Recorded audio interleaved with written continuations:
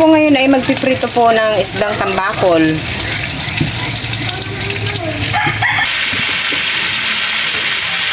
At dito naman po nagpapakulo po ako ng tubig. Ito po nilagyan ko na po ng kamatis at saka sibuyas. Ito po ay magsisinigang po ng ulo ng tambakol. Yung bandang ulo po atin po isisigang. At ayan po, tapos ko na pong iprito yung ating isdang tambakol. Tayo naman po ay magluluto ng sinabawan. At ayan po, kumukulo na po ang ating pinakulong sabaw. Ito po ilalagay na po natin ang ating tambakol, yung bandang ulo.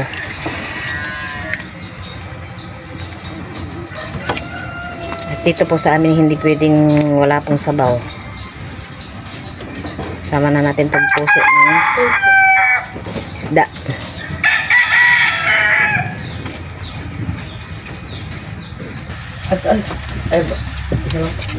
Ito po itatanggalan na lang po natin ang bula niya.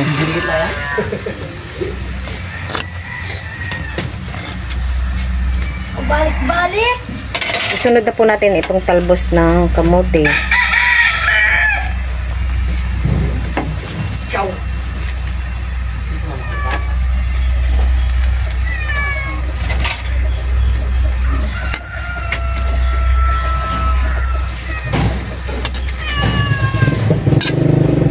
Atin po munang tatakpan.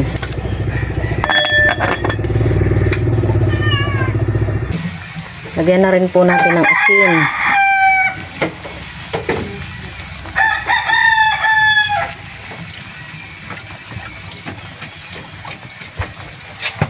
Ilalagay na rin po natin itong sampalok dahil malambot na rin po itong ating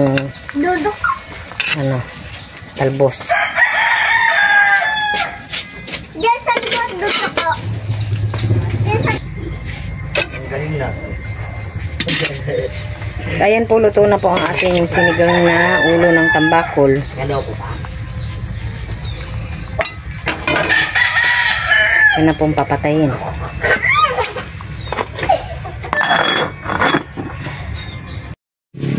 At ngayon po kami ay andito po sa Barangay Wacon at gawa po ng dadagdagan po namin yung dilis po na dadalhin namin. Idadaan po ni Tito Ninyo sa kanyang kapatid dahil po kami idadaan po sa Cavite.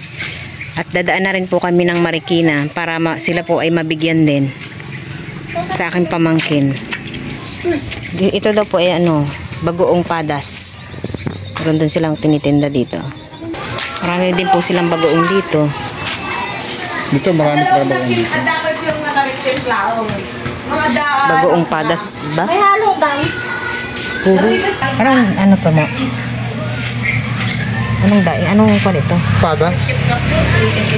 Liliit ano?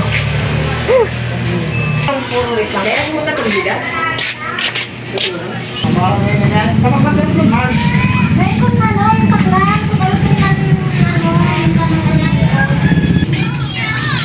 Ito na po yung nabili namin. Madami-dami din na kami. Ngayon po kami pauwi na. Nakabili na po kami ng dilis.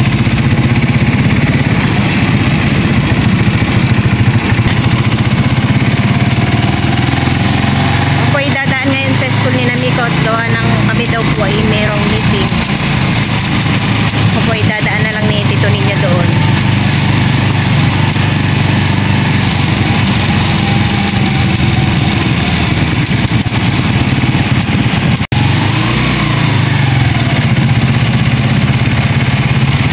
Lake. Lasa ng Wacon.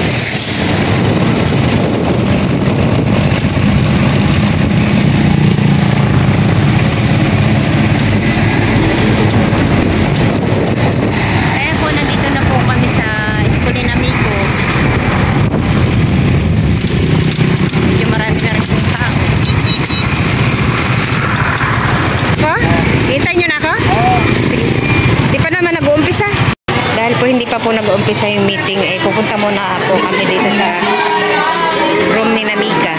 Akyat na.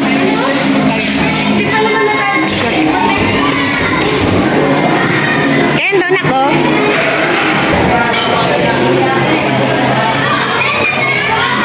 Pasok ikaw na, nak.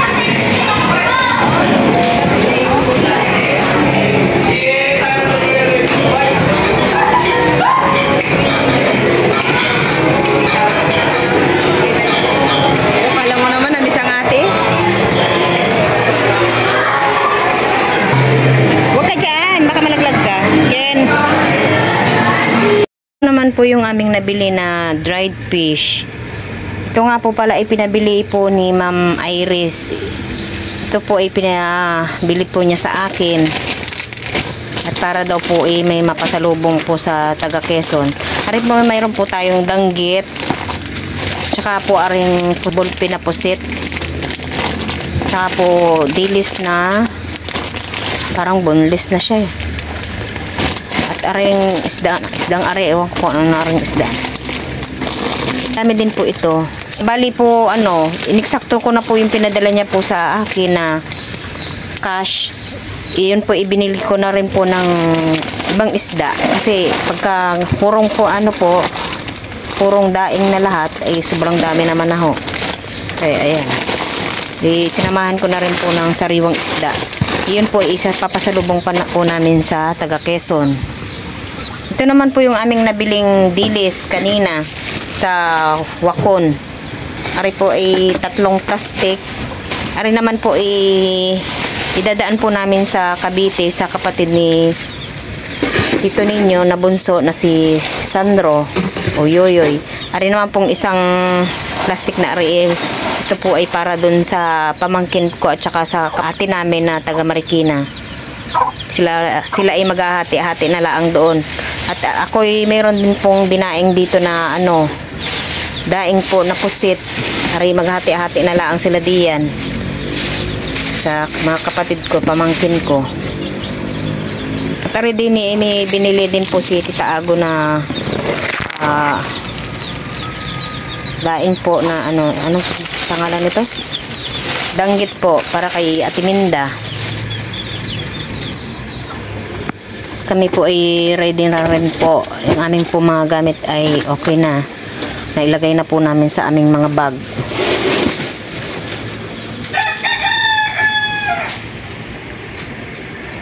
At alas 10 daw po ang aming biyahe. Alas 10 po ng gabi. Ngayon anong oras na? Alas 3 na ata. Ayan din po yung mga nabili po naming isda. Ayan. Ayan din po yung dadalhin po namin mga pusit. Ning yelo, dadagdagan po ng yelo. Kami po ngayon ay paalis na. Bali ang sasakyan po namin ay naandoon sa labas.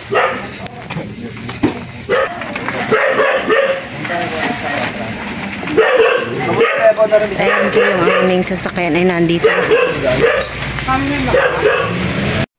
At ayan po mga dala-dala namin. Ha? Bukutan. Medyo marami po kami mga dala. Mga sanduwa? 2, 3, 4, 5, 6, 7, 8, 9, 10, 11, 12. Tama, 14. Bila ka sana. Umalis po uli yung aming sasakyan at may nakalimutan daw po. Kasama din po namin si Junjun, Tita Ago, si Miko, Mika, Tita Iday, Tita Nine, tsaka Tito Si. Kasi Tito Intoy. Ganda-ganda naman ng Tita Iday ah. Wow, ganda ng outfit.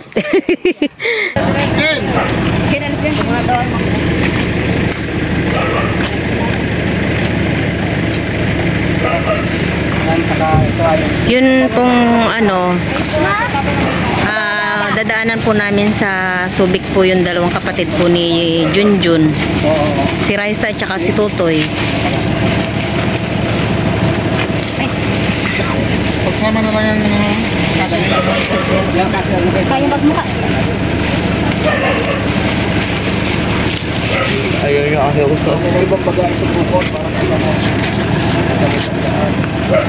Pagkamas mo. Ato mo sa basa. Ano mga bitay tayo? Hindi. Hindi yung kasama? Iwan yan dito. Ayun po, nilalagay na po nila sa ban yung aming mga gamit.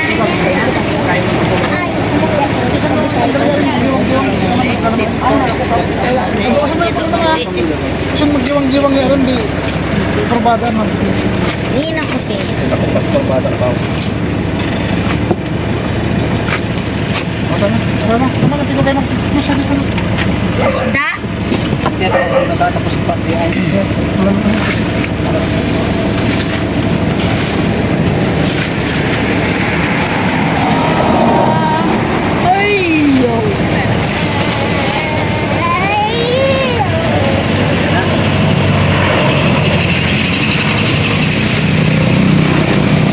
Binabawasan po nila ng tubig yung isda po at saka pusit. Mas ka dyan. Ay, sarap yan ha.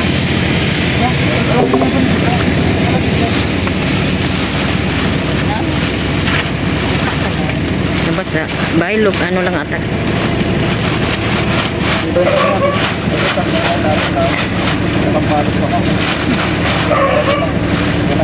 Di ba dyan ka naman pupunta? Teka, ini-lolan mangangat yan eh. Ha? Kasi papa. Di ba gawin? Ako? Ano ko?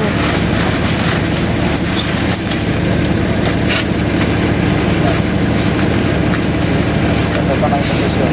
Tapos patong mo dyan sa sarap na sa lalo. Isa may patuloy no? Oh!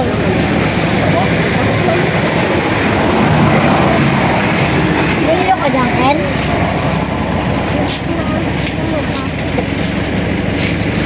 Sa bang ka lang nahilo? Ha? Sa bang ka lang nahilo? Sa bus? Ako rin. Sa kotse? Mek, dito ka ko. Kay ading mo.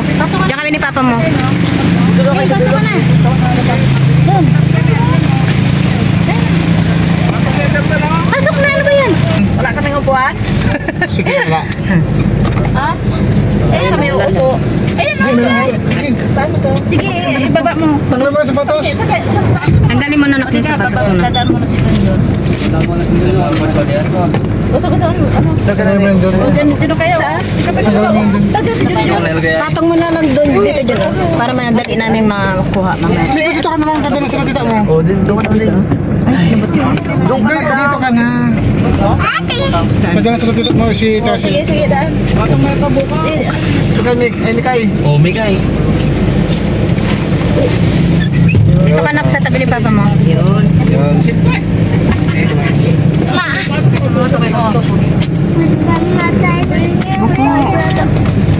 Sabi ko dito kayo. Sino? Dapat doon kami. Iligan na tiyan. Sinong ano dito? Si Mama dito sa isahat. Toy. Toy. James! Kasya pa. Okay, pati ako yung sulala. Wala na iwan. Si Mandan. Pagkipati ka rin apoy. Ah, si Raisa ba? Ayan po, ipaalis na rin po kami. Sana po ay maging safe po ang aming paglalakbay.